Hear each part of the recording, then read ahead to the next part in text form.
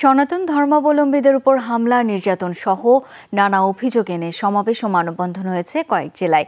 সকালে ব্রাহ্মণবাড়িয়া প্রেস ক্লাবের সামনে জড়ো হয় সনাতন ধর্মাবলম্বীরা। ৮ দফা দাবিতে বিক্ষোভ করে তারা। পরে মিছিল নিয়ে শহরের বিভিন্ন সড়ক প্রদক্ষিণ করে কালীবাড়িতে গিয়ে শেষ হয়। হিন্দুদের উপর হামলা নির্যাতন বন্ধে সবাইকে ঐক্যবদ্ধ থাকার আহ্বান জানানো হয় সমাবেশ থেকে।